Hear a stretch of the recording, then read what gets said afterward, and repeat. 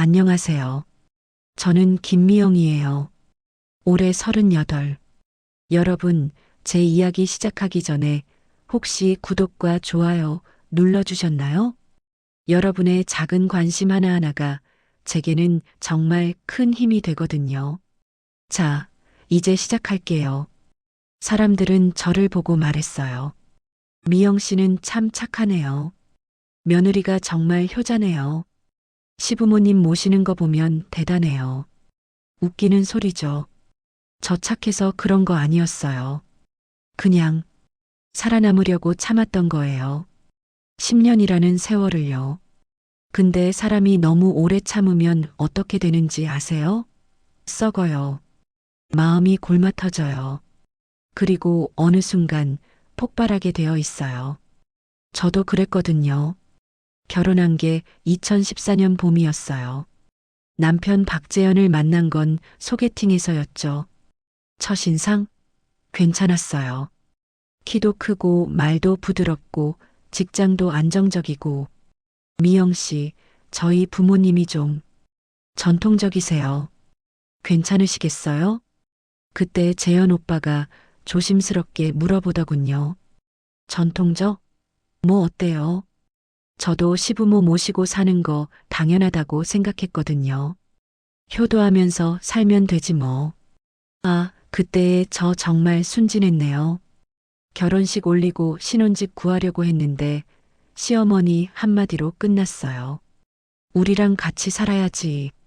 따로 사는 건 말도 안 돼. 시아버지 박철수는 말이 없으셨어요. 그냥 신문만 보고 계셨죠. 시어머니 조옥분의 말이 곧 법이었거든요. 신혼 첫날 밤, 방문이 열리더니 시어머니가 들어오셨어요. 미영아, 내일 아침 몇 시에 일어날 거야? 네. 아, 7시쯤요. 7시? 우리는 5시 반에 일어나는데 며느리가 시부모보다 늦게 일어나면 되겠어? 옆에서 재현 오빠는 아무 말도 안 하더라고요. 그냥 핸드폰만 보고 있었어요. 그게 시작이었어요. 다음날 새벽 5시 알람이 울렸어요. 아니, 울리기도 전에 방문 두드리는 소리가 들렸죠. 미영아, 아직도 자니? 밥 안 할 거야? 눈을 비비고 부엌으로 나갔어요. 시어머니가 팔짱 끼고 서 계시더군요. 아침은 된장찌개, 계란말이, 시금치나물, 깍두기 이렇게 차려. 시아버지가 아침 걸으시면 안 되거든. 네. 그리고 밥은 갓 지은 걸로. 어제 남은 거 데우면 안 돼. 매일 아침이 그랬어요. 5시 반 기상, 6시 아침상 차림, 6시 반 식사, 7시 설거지, 7시 반 청소. 직장 다녔어요. 9시 출근이었거든요. 그 사이에 화장하고 옷 입고 출근 준비까지 해야 했죠. 저녁은 더 지옥이었어요. 퇴근하고 집에 오면 6시. 저녁 준비 시작해서 7시에 상 차려야 했어요. 시아버지 퇴근 시간이 7시 반이었거든요. 미영아, 오늘 저녁은 뭐야? 불고기 준비했어요. 불고기? 어제도 고기 먹었잖아. 생선 구워. 네. 냉장고 뒤져서 생선 꺼내고 불고기는 다시 냉장고에 넣고 그렇게 매일 메뉴가 바뀌었어요. 시어머니 기분 따라서요. 주말엔 대청소였어요. 미영아, 오늘 베란다 정리 좀 해. 미영아, 화장실 타일 좀 닦아. 미영아, 장롱 정리 좀 하자. 재현 오빠는요? 소파에 누워서 TV 보고 있었어요. 오빠, 좀 도와줘요. 아, 나 피곤해. 주말인데 좀 쉬자. 쉬는 건 오빠뿐이었어요. 그렇게 1년이 지났어요. 어느 날 시어머니가 부르시더군요. 미영아, 앉아봐. 뭔가 심각한 표정이셨어요. 미영아, 너 결혼한 지 1년 됐는데 아직도 애 소식이 없네? 아, 그게 병원은 가봤어? 혹시 문제 있는 거 아니야? 가슴이 철렁했어요. 병원 한번 가봐. 요즘 늦둥이 낳는 사람도 많던데 너는 왜 이렇게 안 되니? 그때부터였어요. 매달 생리 시작하면 시어머니 눈치가 달라졌죠. 이번 달도 안 됐구나. 쯧쯧. 병원 다니기 시작했어요. 별 문제 없대요. 스트레스 때문일 거래요. 스트레스? 안 받을 수가 있나요? 2년째 되던 해 시어머니가 친정 엄마한테 전화하셨어요. 사돈댁 미영이가 애를 못 낳는 것 같아요. 혹시 집안에 그런 병력 있어요? 친정 엄마가 울면서 전화하셨어요. 미영아, 엄마가 미안하다. 내가 고생이 많구나. 엄마, 괜찮아요. 제가 알아서 할게요.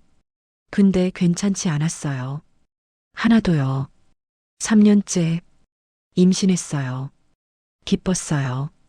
드디어 이 지옥에서 벗어날 수 있을 것 같았거든요.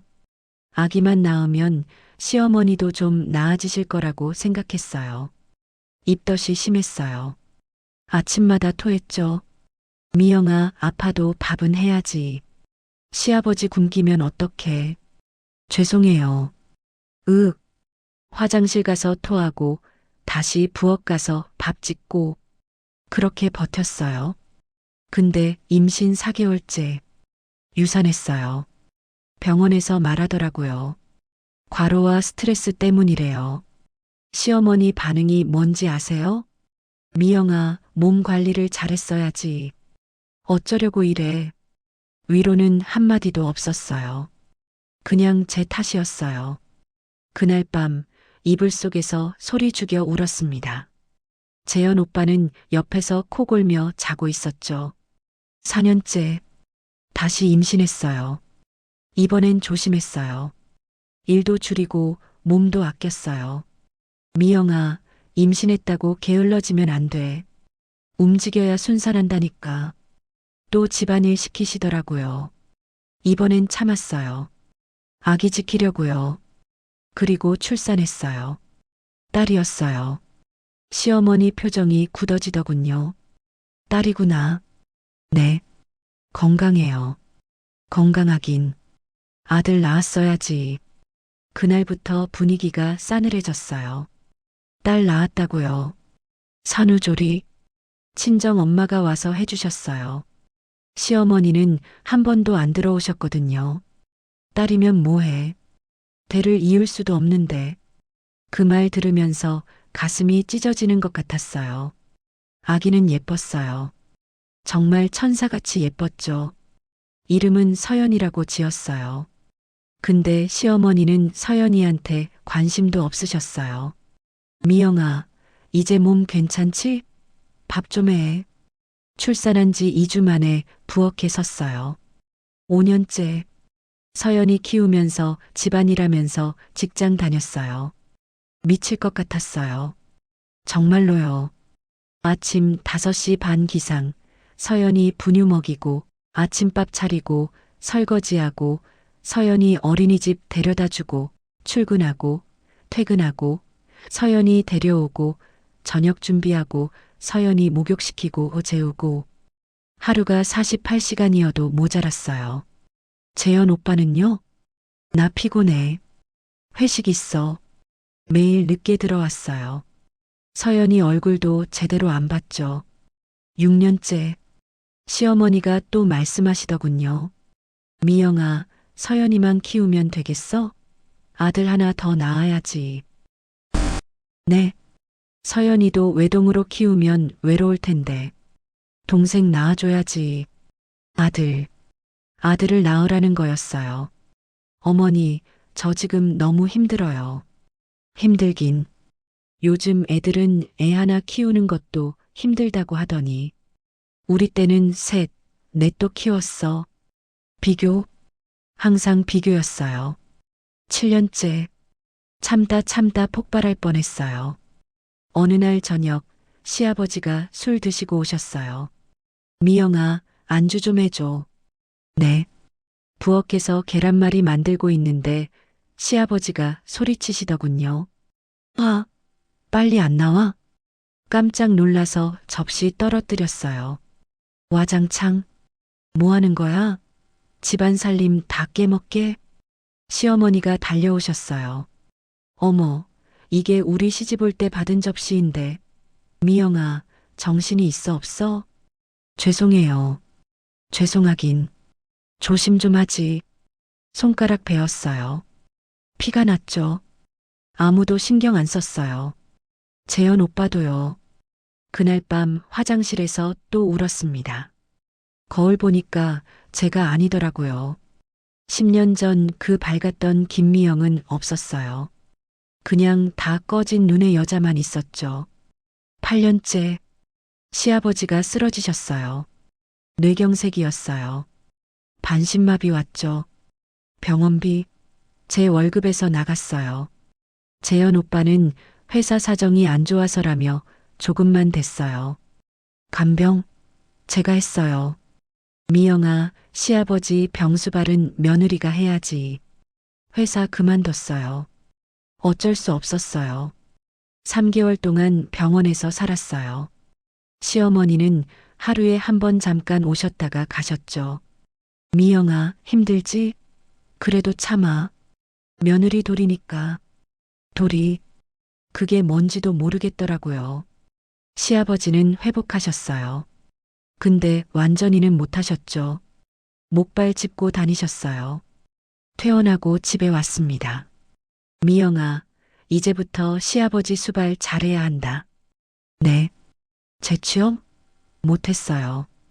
시아버지 돌봐야 하니까요. 9년째. 어느 날 재현 오빠가 말하더군요. 미영아, 미안한데 당분간 생활비 좀 줄여야 할 것 같아. 네. 왜요? 회사에서 구조조정 얘기 나오고 있어서. 나도 불안해. 그러면서 매달 주던 생활비를 절반으로 줄였어요. 어떻게 살라고요? 시어머니한테 말씀드렸더니 그럼 내가 알아서 해. 아껴 쓰면 되잖아. 아껴 쓰다 못해 굶었어요. 진짜로요. 서연이 밥은 챙기고 시부모님 식사는 차리고 저는 남은 거 먹었어요. 때로는 그것도 없었죠. 저는 먹고 싶은 건 없는 거였습니다. 스트레스에 돈 문제에 육아까지 계속되니 몸무게가 10kg 빠졌어요. 10번째 해 한계였어요. 매일 아침 눈 뜨는 게 싫었어요. 하루하루가 지옥이었거든요. 어느 날 서연이가 물어봤어요. 엄마, 왜 맨날 울어? 엄마 안 울어. 거짓말. 맨날 화장실에서 우는 소리 들려. 7살 아이가 눈치챌 정도였어요. 그날 밤 결심했어요. 이렇게는 못 살아. 뭔가 바꿔야 해. 근데 뭘 어떻게 바꿀 수 있겠어요? 저는 아무 힘도 없었거든요. 그때였어요. 시아버지가 다시 쓰러지신 게 이번에는 심근경색이었어요. 병원 응급실 의사가 나와서 말했어요. 보호자분이세요? 환자분이 위급합니다. 시어머니가 주저앉으셨습니다. 여보, 여보. 재현 오빠는 멍하니 서 있었고요. 저는요, 이상했어요. 슬프지가 않더라고요. 아니, 슬퍼야 하는데 안 슬펐어요. 그냥 드디어구나 하는 생각만 들었죠. 시아버지는 그날 밤 돌아가셨어요. 장례식장. 사람들이 위로했어요. 며느리가 고생 많았어요. 효부시네요. 효부. 웃기는 소리죠. 저 효도에서 한 게 아니었거든요. 그냥 살아남으려고 한 거였어요. 장례 끝나고 집에 왔습니다. 시어머니는 방에만 계셨어요. 밥도 안 드시고요. 어머니, 진지 드세요. 배고프지 않아. 며칠이 지났어요. 시어머니는 완전히 달라지셨어요. 예전처럼 강하지 않으셨죠. 그냥 늙은 할머니였어요. 미영아. 네. 나 혼자 남았구나. 그때 느꼈어요. 아, 이제 내 차례구나. 지난 세월 참았던 게 뭔가 꿈틀거리기 시작했어요. 한 달 후, 시아버지 유산을 정리하기 시작했어요. 집, 예금, 주식, 생각보다 많았어요. 유산은 어머님께서 절반, 재현 오빠가 절반 받으시는 게 맞죠? 변호사가 말했어요. 그런데 시어머니가 말씀하셨어요. 아니야. 나는 재현이가 다 받았으면 좋겠어. 재현 오빠 얼굴이 밝아지더군요. 어머니, 재현아, 내가 집안대를 이어야지. 엄마는 괜찮아. 그날 밤 재현 오빠한테 말했어요. 오빠, 그럼 명의는 우리 공동으로 할까요? 응? 왜? 부부잖아요. 공동 명의가 나을 것 같아서요. 아, 그래도 되겠네. 알았어. 그렇게 집과 예금 절반이 제 명의로 들어왔어요. 첫 번째 카드였죠. 2달 후, 시어머니가 감기 걸리셨어요. 미영아, 약 좀 사다 줘. 네, 금방 다녀올게요. 약국 갔다가 늦게 돌아왔어요. 일부러요. 왜 이렇게 늦었어? 약국이 멀어서요. 거짓말이었습니다. 그냥 카페에서 커피 마시고 왔거든요. 10년 만에 처음으로 제 시간을 가져본 거였어요. 기분이 이상했어요. 죄책감도 들었지만 동시에 짜릿하더라고요. 아, 이게 자유구나. 그 다음부터 조금씩 변하기 시작했어요. 미영아, 저녁 뭐야? 오늘은 제가 피곤해서 간단하게 했어요. 간단하게? 뭔데? 라면이요. 시어머니 얼굴이 굳어지셨어요. 라면? 저녁을? 네. 오늘 하루 종일 서연이 학원 보내고 청소하고 빨래하고 했더니 너무 힘들더라고요. 예전 같으면 이런 말 못했어요. 근데 이제는 달랐어요. 시아버지가 없으니까 시어머니 혼자서는 저한테 뭐라고 못하시더군요. 재현 오빠도 마찬가지였어요. 미영아, 나 양말 어딨어? 서랍에 있을 거예요. 없는데? 그럼 찾아보세요. 저도 바빠요. 뭐야, 갑자기? 예전엔 제가 다 챙겨드렸죠. 양말, 와이셔츠, 넥타이까지. 근데 이제 안 그랬어요. 왜 내가 어른 남자 양말까지 챙겨야 하지? 그렇게 한 달, 2달 지나면서 조금씩 제 영역을 넓혀갔어요. 6개월 후, 시어머니가 말씀하시더군요. 미영아, 요즘 내가 많이 달라진 것 같구나. 그래요? 응. 예전엔 그렇게 안 그랬는데. 어머니, 저도 오래 참았거든요. 이제 좀 쉬고 싶어요. 그래도 며느리도 사람이에요. 그 말하고 나니까 속이 후련하더라고요. 시어머니는 아무 말씀 못 하셨어요. 1년 후, 완전히 달라졌어요. 어머니, 오늘 친구들이랑 저녁 약속이 있어서 늦을 거예요. 그럼 저녁은? 냉장고에 반찬 있으니까 드세요. 그래. 예전엔 상상도 못했던 일이었어요. 근데 이제는 당연하게 했죠. 재현 오빠한테도요. 오빠, 이번 주말에 서연이랑 엄마랑 제주도 갈 거예요. 응? 나는? 오빠는 어머니 모시고 계세요. 야, 나도 같이 가면 안 돼? 예전에 오빠 가족여행 한번 데려간 적 있어요? 이번엔 저희끼리 갈 거예요. 재현 오빠는 할 말이 없어 하더군요. 제주도 여행은 정말 좋았어요. 서연이랑 둘이서 바다도 보고 맛있는 것도 먹고 호텔에서 푹 쉬고 아, 인생이 이렇게 살 수도 있구나. 그때 깨달았어요. 지난 세월 제가 얼마나 억압받고 살았는지요. 그리고 다짐했어요. 이제 절대 예전으로 돌아가지 않겠어.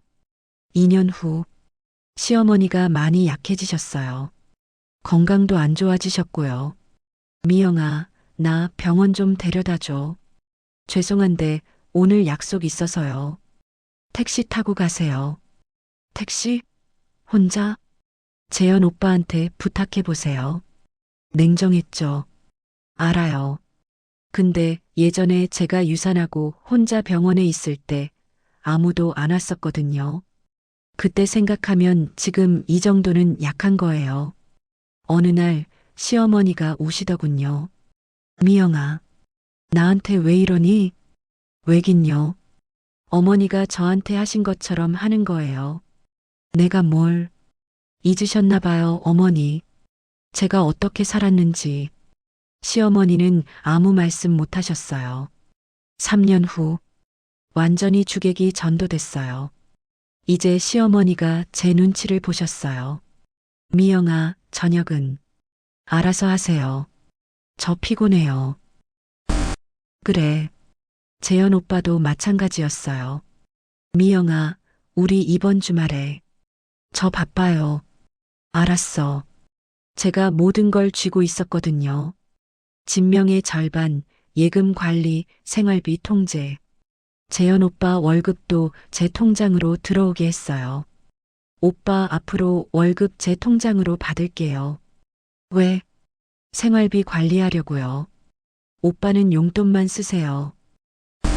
알았어. 참았던 게 터져 나오는 거였어요. 그리고 솔직히 말하면요. 기분 좋았어요. 과거에 당했던 걸 돌려주는 기분이랄까요? 시어머니가 제 눈치 보는 거, 재현 오빠가 제 말에 꼬리 내리는 거, 쾌감이었어요. 그래, 이게 권력이구나. 그런데요. 사람은 권력을 주면 변해요. 저도 그랬어요. 처음엔 정당한 복수라고 생각했어요. 과거에 당한 걸 돌려주는 거라고요. 근데 점점 선을 넘기 시작했습니다.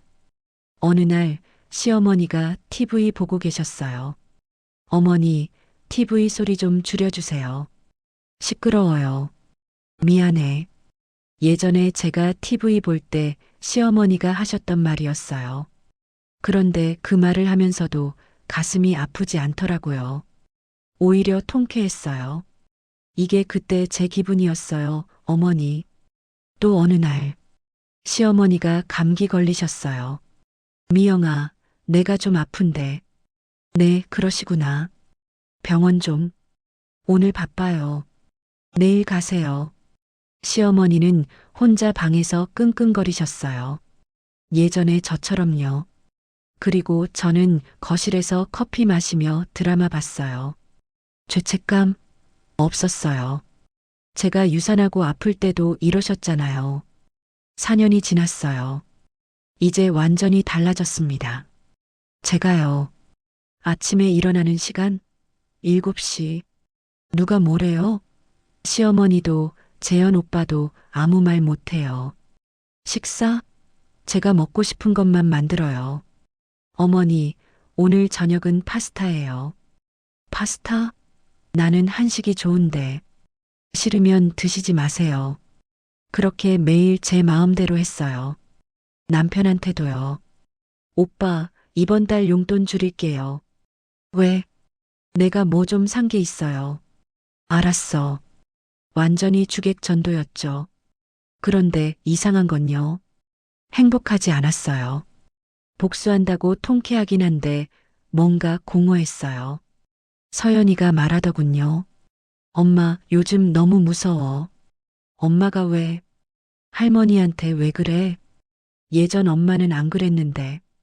그 말 듣고 가슴이 철렁했어요. 내가 너무 심했나? 근데 멈출 수가 없었어요. 이미 선을 넘어버렸거든요. 그리고 무엇보다 멈추고 싶지 않았어요. 그렇게까지 참았는데 이제 좀 풀어도 되는 거 아니에요? 그렇게 5년째로 접어들었어요. 그때까지만 해도 저는 몰랐어요. 제 인생이 곧 완전히 무너질 거라는 걸요. 어느 날 저녁이었어요. 재현 오빠가 늦게 들어왔어요. 술 냄새가 심하게 났죠. 오빠, 술 마셨어요? 응. 회식? 회식이 이 시간까지예요? 밤 12시가 넘었는데. 미영아, 오늘 피곤해. 그냥 자자. 그러고는 그대로 침대에 쓰러졌어요. 이상했어요. 평소에 재현 오빠는 술 많이 안 마시거든요. 핸드폰이 침대 옆에 떨어져 있더군요. 화면이 켜져 있었어요. 카톡 알림이 떠 있었죠. 여보, 오늘 집에 늦게 들어갔어? 조심해 히읗히읗. 여보, 손이 떨렸어요. 핸드폰을 들었어요. 재현 오빠 얼굴에 갖다 대니 잠금이 풀리더군요. 카톡을 열었어요. 수진이라는 이름이었습니다. 대화 내용을 봤어요. 오빠, 보고 싶어. 나도. 주말에 보자. 이번에는 어디 갈 거야? 호텔 괜찮은데 예약해놨어. 숨이 막혔어요. 더 올라갔어요. 사진들이 있었어요. 재현 오빠랑 모르는 여자랑 찍은 사진들. 손이 덜덜 떨렸어요. 얼마나 됐을까? 대화 내용을 쭉 올려봤어요. 6개월 전부터였습니다. 반년이나. 재현 오빠를 흔들어 깨웠어요. 오빠, 일어나 봐요. 응? 왜? 이게 뭐예요? 핸드폰을 들이댔어요. 남편 얼굴이 창백해지더군요. 미영아. 누구예요? 수진이가 누구냐고요?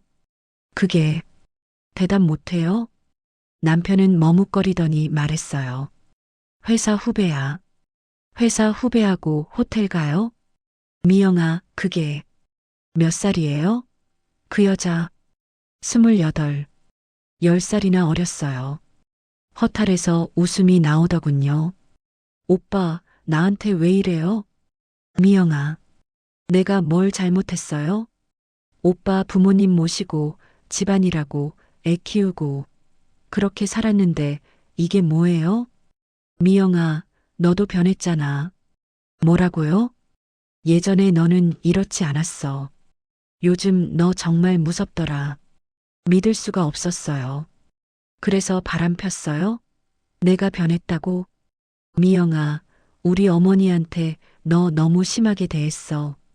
그거 보면서 나도 힘들었어. 아? 어이가 없어서 그냥 웃음만 나왔어요.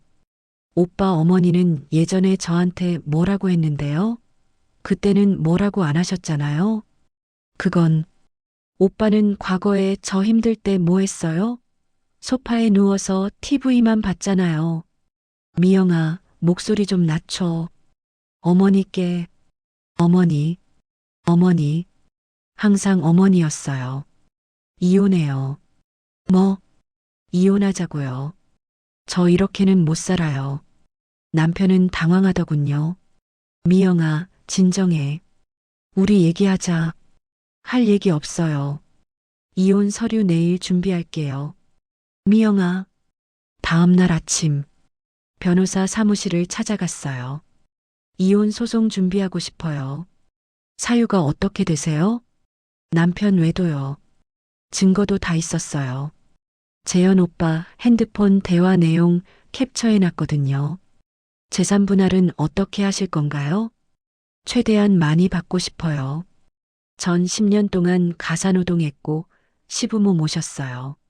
알겠습니다. 준비하겠습니다. 집에 돌아왔어요. 시어머니가 거실에 앉아 계셨죠. 애미야, 재현이한테 들었어. 이혼한다고? 네.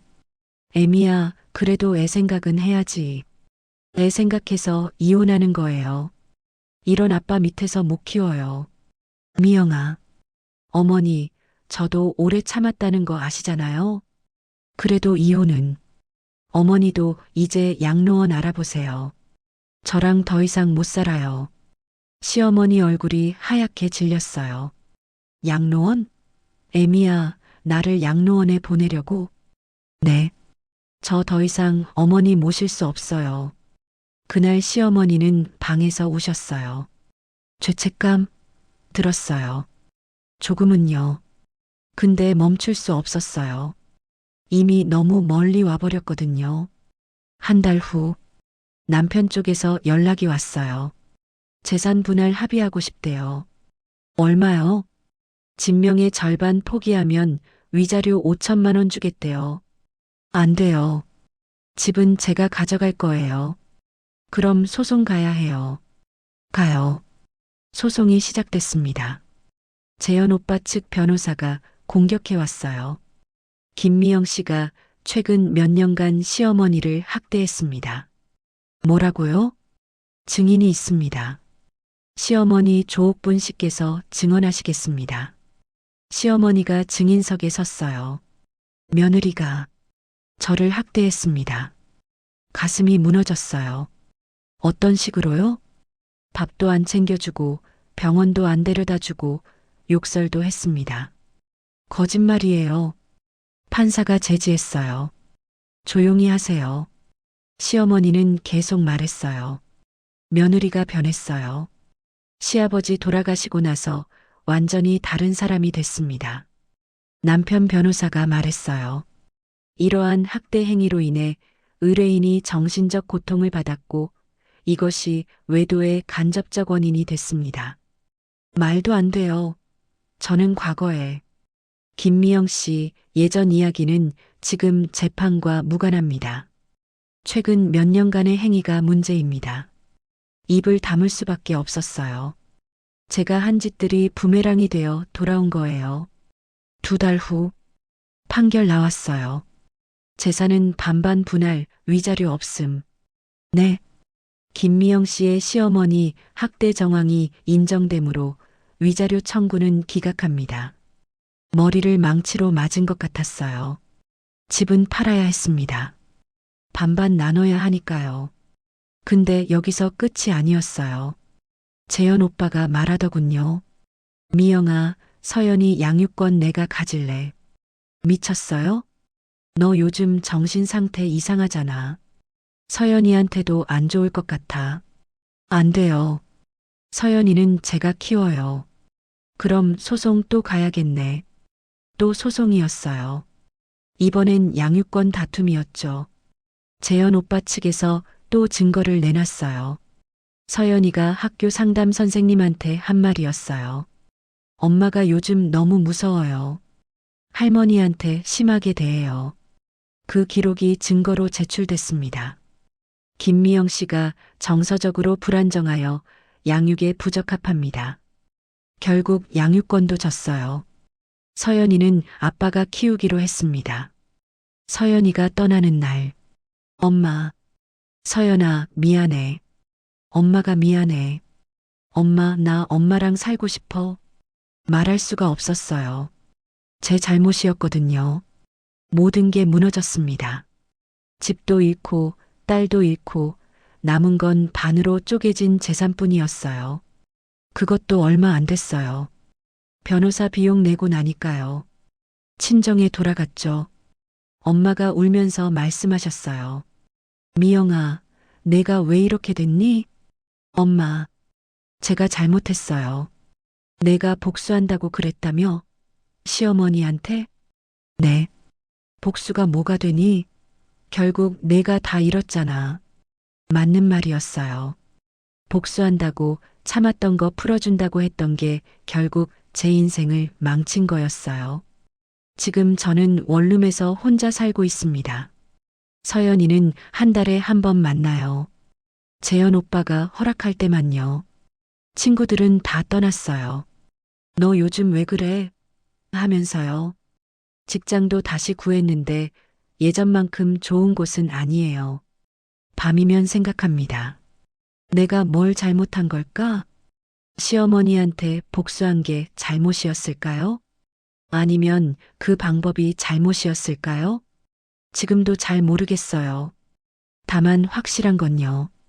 복수는 나를 자유롭게 해주지 않았어요. 오히려 더 큰 감옥에 가둬버렸죠.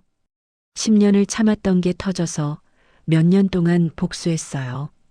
그리고 모든 걸 잃었어요. 가족도, 딸도, 집도, 제 자신도. 지금의 저는 그냥 빈 껍데기예요. 복수에 성공한 빈 껍데기. 여러분, 혹시 저처럼 누군가에게 복수하고 싶으신가요? 그럼 이 이야기를 기억하세요. 복수는 달콤하지만 그 끝은 쓰디쓰답니다. 저처럼 되지 마시고 차라리 떠나세요. 복수하지 말고요. 복수는 결국 나를 파괴하니까요. 오늘도 제 이야기 들어주셔서 고맙습니다. 여러분은 저보다 현명한 선택하시길 바랄게요. 그럼 안녕히 계세요. 인생극장이 흥미로우셨다면 구독 부탁드립니다.